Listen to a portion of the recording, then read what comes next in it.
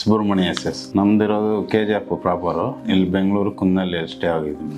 ವಯಸ್ಸು 30 madam. 2020 August ಗೊತ್ತಾಗಿದೆ madam. ಅಂದರೆ ಫಸ್ಟು ಹೊಟ್ಟೆ ಊದ್ಕೊಂಡಿತ್ತು, ಮೋಷನ್ ಇದು ಆಗ್ತಾಯಿತ್ತು, ಬ್ಲಡ್ ವಾಮಿಟಿಂಗ್ ಆಗ್ತಾಯಿತ್ತು. ಅಲ್ಲಿ ತೋರಿಸಿದ್ದೀವಿ. ಅಲ್ಲಿ ಬಂದುಬಿಟ್ಟು ಕ್ಯಾನ್ಸರ್ ಟೈಪ್ ಇದೆ, ಬೆಂಗಳೂರಿಗೆ ಹೋಗಿ ಅಂದರು.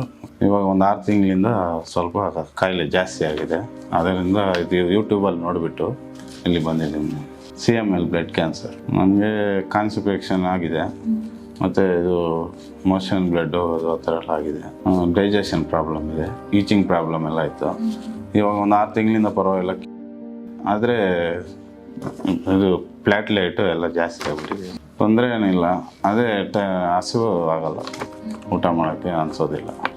ನಮ್ಮ ಫ್ಯಾಮ್ಲಿಯಲ್ಲಿ ಯಾರಿಗಿಲ್ಲ ಮೇಡಮ್, ನಮಗೆ ಬಂದಿದೆ. ನಾನು ಹೈದ್ರಾಬಾದ್ ಇದ್ದಾಗಲಿಂದನೂ ಹಂಗೆ ಯೂಟ್ಯೂಬು ಫೇಸ್ಬುಕ್ಕಲ್ಲಿ ಫಾಲೋ ಮಾಡ್ತಾಯಿದ್ದೆ, ನೋಡ್ತಾಯಿದ್ದೆ.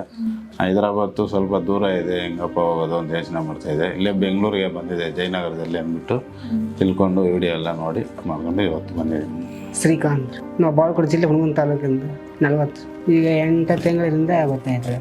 ಅಂದರೆ ನಾವು ಎಳ್ಳಿಕೆ ತಿಂತಿದ್ದೇವೆ, ಅದು ಬಾಯಿ ಓಪನ್ ಆಗೋದಕ್ಕೆ ನಾವು ದವಾಖಾನೆಗೆ ಹೋಗಿದ್ದೇವೆ ತೋರಿಸ್ಬೇಕಂತೇಳಿ. ಸ್ವಲ್ಪ ಮಗ್ಲಿ ಅದು ಸ್ವಲ್ಪ ಗಂಟಿನ ಟೈಪ್ ಇತ್ತು ಅದು ಸ್ಕ್ಯಾನಿಂಗ್ ಮಾಡಿಂದ ಗೊತ್ತಾಯ್ತು ಅದು. ಅವ್ರು ಆಪ್ರೇಷನ್ ಮಾಡಿಸ್ಬೇಕಂತ ಇದ್ರಿ ಅವರು. ನಾ ಆಪ್ರೇಷನ್ ಮಾಡಿಸೋಲ್ಲ ಅಂತೇಳಿ ಮೊಬೈಲ್ ನೋಡ್ತಿದ್ದೆ, ಅದಕ್ಕೆ ಇಲ್ಲಿ ಬಂದೆ ನಾನು. ಅಂದರೆ ಇಲ್ಲಿ ಬಾಯಿಗೆ ಸ್ವಲ್ಪ ಗಂಟಿನ ಟೈಪ್ ಐತ್ರಿ ಅದನ್ನು ಆಪ್ರೇಷನ್ ಮಾಡಿಸ್ಕೋಬೇಕಂತ ಹೇಳಿರಿ ಅವರು.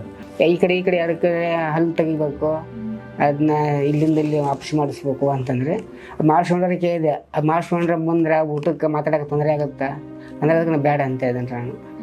ರೀ ಅಂದ್ರೆ 1 ತಿಂಗಳು ಆದಮೇಲೆ ಗೊತ್ತಾಗುತ್ತೆ ಅದು ಕಡಿಮೆ ಆಗೈತೋ ಇಲ್ಲ ಅನ್ನೋದು ಅಂತ ಹೇಳಿ. ಊಟ ಮಾಡ್ತೀರಿ, ಮತ್ತು ಸಂಚಾರ ಎಲ್ಲ ಕೆಲಸ ಮಾಡ್ತೀರಿ, ನಿದ್ದೆ ಮಾಡ್ತೀವಿ, ಏನು ತೊಂದರೆ ಇಲ್ಲ ರೀ.